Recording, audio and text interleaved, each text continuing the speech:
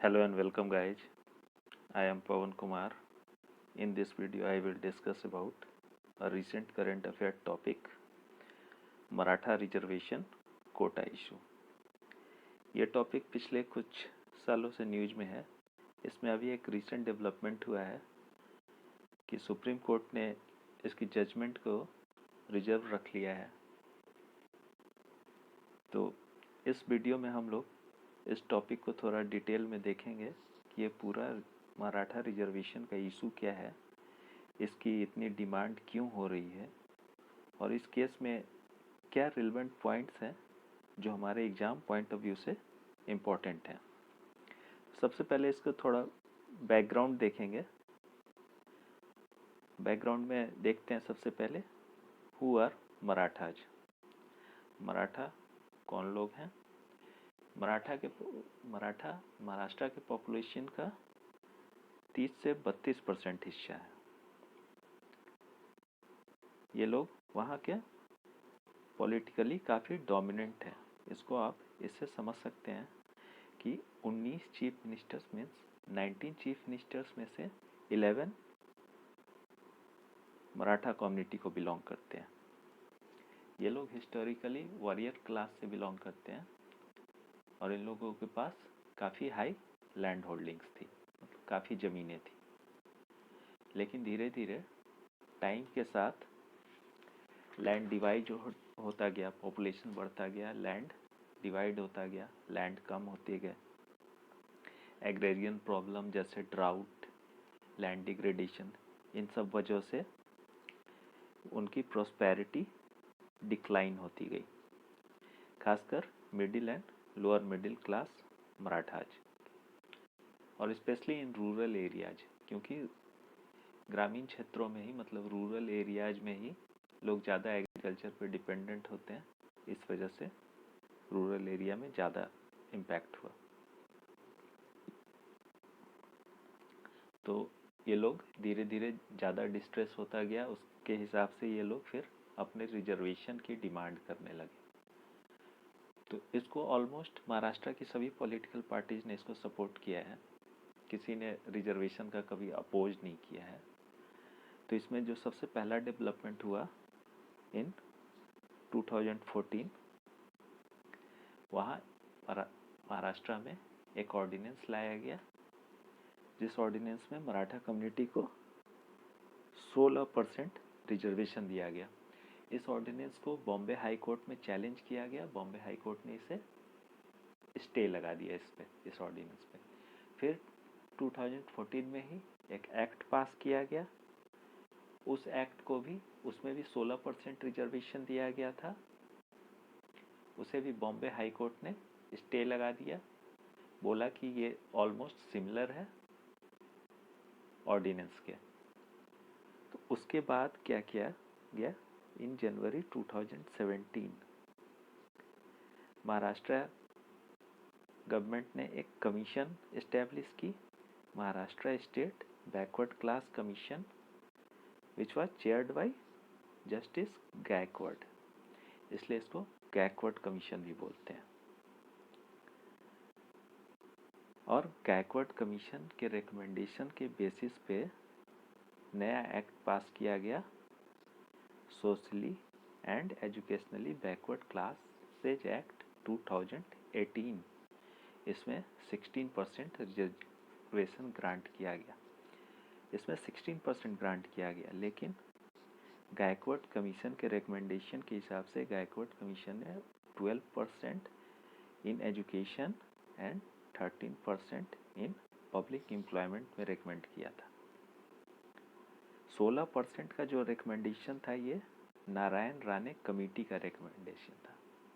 Narayan Rane committee 2014 में बनाई गई थी, जिसने इसके पहले की 2014 के पहले की जितनी कमेटियाँ या कमीशन थी, उसने किसी ने भी मराठा रिजर्वेशन को सपोर्ट नहीं किया था।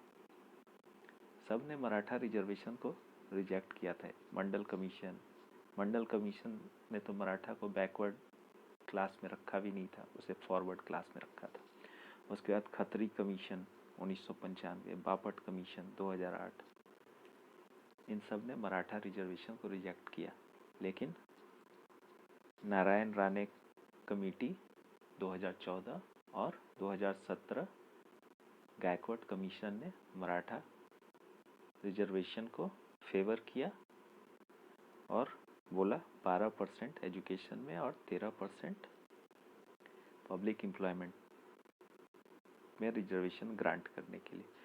तो इस एक्ट से ग्रांट किया गया, लेकिन इसको भी बॉम्बे हाई कोर्ट में इसकी कॉन्स्टिट्यूशनल वैलिडिटी के लिए पिटीशन डाला गया और बॉम्बे हाई कोर्ट ने इसे अपहेल्ड कर दिया। फिर बॉम्बे हाई कोर्ट के डिसीजन को नहीं, लेकिन बॉम्बे हाई कोर्ट ने वो 16% से घटा के 12 और 13% कर दिया था, जैसा कि गायकवाड़ कमीशन में रेकमेंड किया गया था।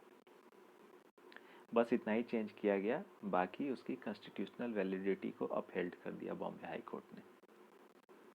उसके बाद मामला सुप्रीम कोर्ट में चला गया।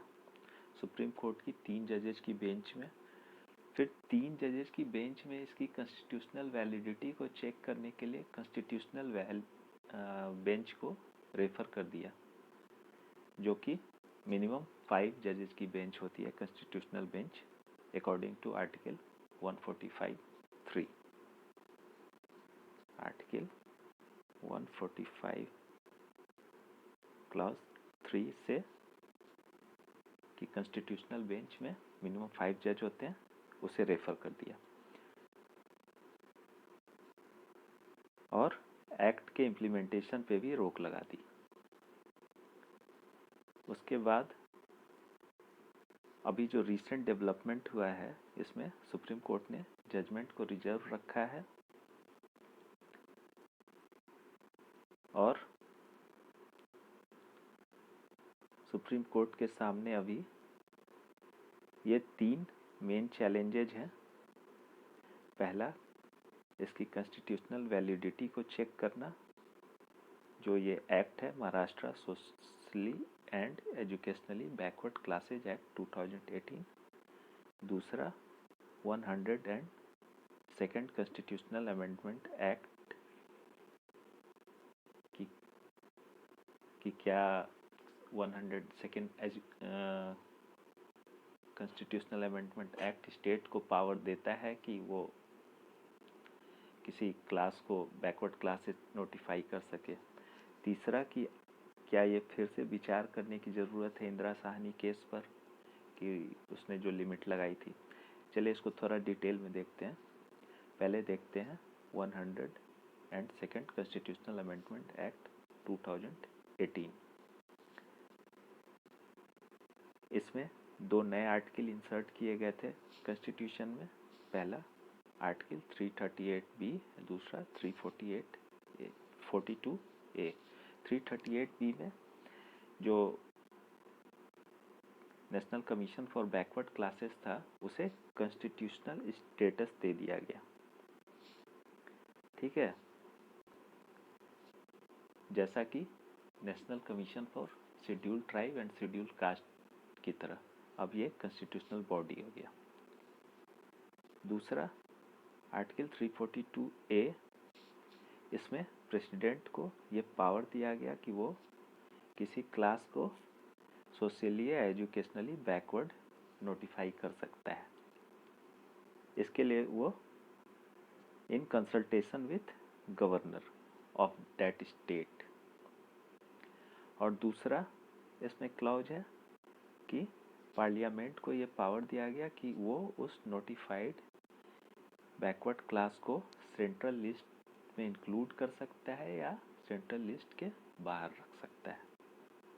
ठीक है, तो इसमें ये सबसे बड़ा मुद्दा ये है कि क्या इसमें स्टेट की पावर को कर्टेल किया गया है कि अब ये प्रेसिडेंट ही डिसाइड करेगा, या स्टेट के पास अभी पावर है कि वो डिसाइड कर सके, नोटिफाई कर सके किसी क्लास को बैकवर्ड क्लास,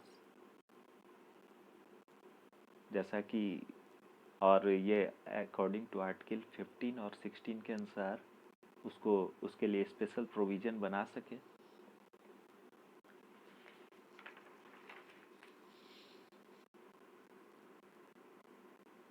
तो ये अब सुप्रीम कोर्ट को डिसाइड करना है। दूसरा इम्पोर्टेंट इशू है सुप्रीम कोर्ट के सामने कि वो इंदिरा साहनी केस को फिर से रिलुक करे, मतलब फिर से उस पर विचार करने की ज़रूरत है या नहीं है। तो इसके लिए सबसे पहले हम लोग पहले इंदिरा साहनी केस को थोड़ा समझते हैं ब्रीफ में। उसमें क्या हुआ, सबसे पहले 1979 में second backward class commission setup किया गया था अंडर आर्टिकल 340 ऑफ कॉन्स्टिट्यूशन। इसको मंडल कमीशन भी बोलते हैं क्योंकि ये हेडेड बाय बीपी मंडल था। इसका काम क्या था, to investigate the status of socially and educationally backward classes of India. तो मंडल कमीशन के अनुसार इंडिया में 52% पॉपुलेशन बैकवर्ड क्लास से बिलोंग करती थी। तो उसके लिए मंडल कमीशन ने 27% रिजर्वेशन रेकमेंड की थी। इसके लिए सुप्रीम कोर्ट में पिटीशन फाइल की गई। सुप्रीम कोर्ट ने इसकी मंडल के केस को, जो 27% रिजर्वेशन जो वीपी सिंह गवर्नमेंट ने अलाउ की थी, उसे कॉन्स्टिट्यूशनली वैलिड बताया, क्योंकि टोटल रिजर्वेशन जो हो रहा था बिफोर मंडल केस, टोटल रिजर्वेशन जो था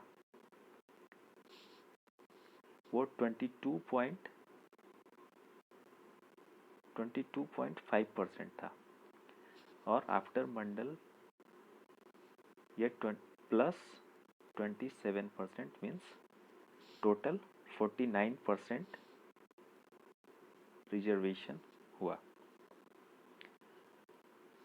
तो 49.5%। तो इसलिए सुप्रीम कोर्ट ने 50% की लिमिट लगाई, बोला कि ये कॉन्स्टिट्यूशनली वैलिड है। और एक बात और कही कि ये लिमिट एक्सीड हो सकती है इन एक्सेप्शनल सर्कमस्टांसेज में। अब ये एक्सेप्शनल सर्कमस्टांसेज क्या है, ये खुद सुप्रीम कोर्ट ही डिसाइड करता है, उसने कोई इसका डिस्क्रिप्शन नहीं दिया। तो ऐसा नहीं है, ऐसे बहुत सारे स्टेट हैं जहां लिमिट 50 से एक्सीड है, 50 से ज़्यादा है, 50% से। लेकिन ऐसे बहुत सारे केस हुए हैं जहां 50 से लिमिट एक्सीड हुई है और सुप्रीम कोर्ट ने उसे रिजेक्ट कर दिया है। जैसे आंध्र प्रदेश का मुस्लिम कोटा का इशू 50% से एक्सीड हुई, सुप्रीम कोर्ट ने उसे रिजेक्ट कर दिया। लेकिन अभी तमिलनाडु में अभी 69% रिजर्वेशन है, अरुणाचल प्रदेश में 80% रिजर्वेशन है। तो अभी ये कुछ कहा नहीं जा सकता है कि सुप्रीम कोर्ट इसे रिजेक्ट करेगी या अपहेल्ड करेगी।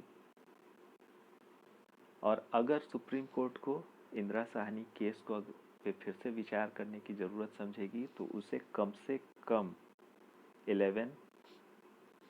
11 जजेस की बेंच में रेफर करना होगा, क्योंकि जो इंदिरा साहनी केस था उसमें 9 जजेस की बेंच थी। तो ये अब देखते हैं, सुप्रीम कोर्ट के डिसीजन के बाद ये पता चलेगा कि आगे क्या होगा। आगे जो भी अपडेट होगा उसके लिए मैं वीडियो बनाऊंगा। तब तक के लिए thank you, take care and good bye.